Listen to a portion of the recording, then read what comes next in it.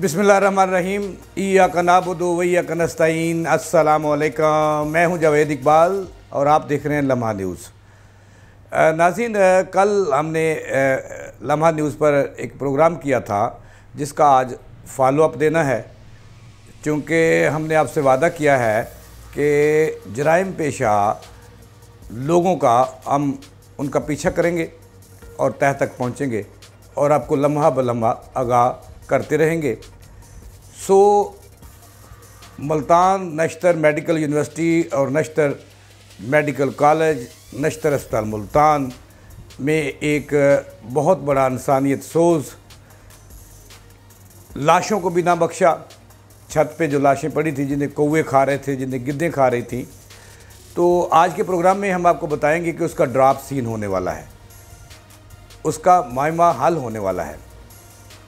रवायती कवानीन इख्तियार किए गए हैं और जो इंक्वायरी हो रही है, दो इंक्वायरियाँ हो रही हैं, एक वज़ीर आला के हुक्म पर और एक वीसी ने अपनी टीम बनाई।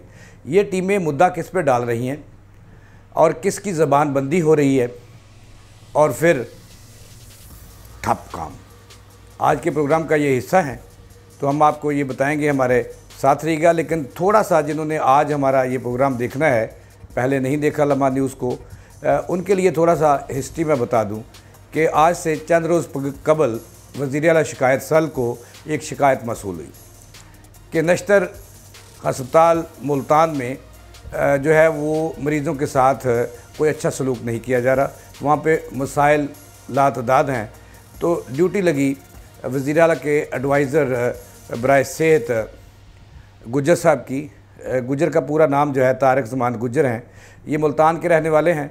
तो ये वहाँ पे पहुँचे और जब शाबाश देकर एमएस और दीगर इंतज़ामिया को वापस जाने लगे तो वहाँ उन्हें इंकशाफ हुआ कि जो छत है, छत के ऊपर दर्जनों के हिसाब से लाशें पड़ी हैं जिनकी बेहुरमती हो रही है और उन्हें जो है वो कौवे और चीलें और गिद्दें खा रही हैं, बिल्ली कुत्ते खा रहे हैं और बेहुरमती हो रही है।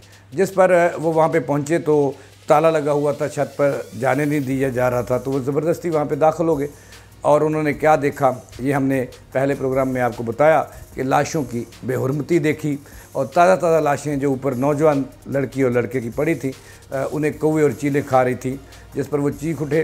तो मैं शाबाश देता हूँ वज़ीर आला पंजाब के एडवाइज़र तारिक ज़मान गुज्जर को कि जिन्होंने ये बहुत बड़ा इंकशाफ किया। और उसके बाद क्या था कि एक शोर मचा और इंक्वायरी शुरू हुई और फिर क्या हुआ ये मैं आपको बता रहा हूँ, हमारे साथ रहिएगा। जब इंक्वायरी शुरू हुई है तो वहाँ की जो इंतज़ामिया है मुल्तान की, उन्होंने इस अहम केस का ड्रॉप सीन, मैं तो कहता हूँ कि जराइम है, लाशों की बेहुरमती करने वालों के लिए सज़ाएँ मौजूद हैं, कानून मौजूद है। और अगर वो ये कहते हैं कि लाशें जो हैं वो तदफ़ीन उनकी की जाना थी, तो तदफ़ीन जो लावारिस लाशें हैं, लापता लोगों की लाशें हैं, उनकी तदफ़ीन का भी एक तरीक़ाकार है, SOPs हैं, कवानीन भी मौजूद हैं। तो उस पर वहाँ पे अमल दरामद नहीं हुआ। अब मैं आपको बताता हूँ कि अब हुआ क्या है और हो क्या रहा है।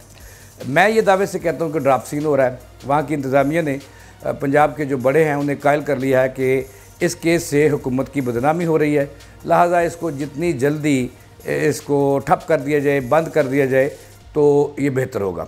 तो इस पर हुकूमत ने भी जो है वो उनकी सुन ली है और कहा यह जा रहा है कि तमाम तर जो मुद्दा है अस्पताल की इंतज़ामिया जो है वो मुल्तान पुलिस पर डाल रही है और उन्होंने अपनी इंक्वायरी रिपोर्ट भी तैयार कर ली है, जिसमें उन्होंने तमाम तर मुद्दा जो है वो पुलिस पर डाल दिया है। उसमें इंक्वायरी रिपोर्ट जो पीर को वज़ीर आला को पेश की जाएगी, उसमें लिख दिया गया है, मेंबरान से बंद कमरे में साइन करवाए गए हैं कि जो लावारिस और अनक्लेम्ड, जिनका कोई क्लेम नहीं है, जिनका कोई वाली वारिस नहीं है, वो जो लाशें थीं उनको तो कमरों में रखा गया और जो अनक्लेम्ड थी, जिनको वो कहते हैं लावारिस लाशें, उनको छत पे फेंक दिया गया। ये उनको किसने इजाज़त दी, किस कानून के तहत उन्होंने ऐसा किया और उन्हें बिल्ली और कुत्ते और चीलें खाती रहीं।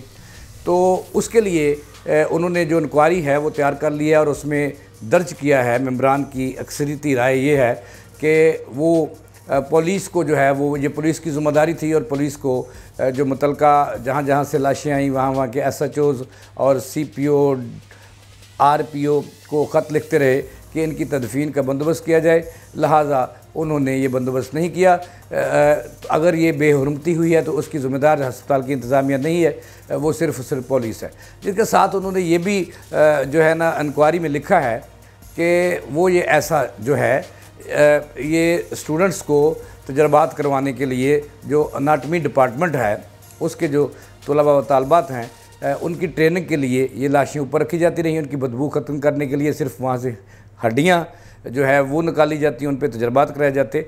लिहाजा उन्होंने लिखा है कि ऐसा हमने कोई ना तो लाश किसी प्राइवेट मेडिकल कॉलेज को बेची है और ना ही आइंदा बेचने का इरादा है। लेकिन हमारे ज़राए ये कहते हैं कि ये कोई खेल नया नहीं है, ये कई सालों से ऐसा कुछ किया जा रहा था और खेल खेला जा रहा था और आखिरकार वज़ीर आला चौधरी परवेज़ लाई के एडवाइज़र ने उन्हें पकड़ लिया, उनका गोरख धंधा बेनकाब किया।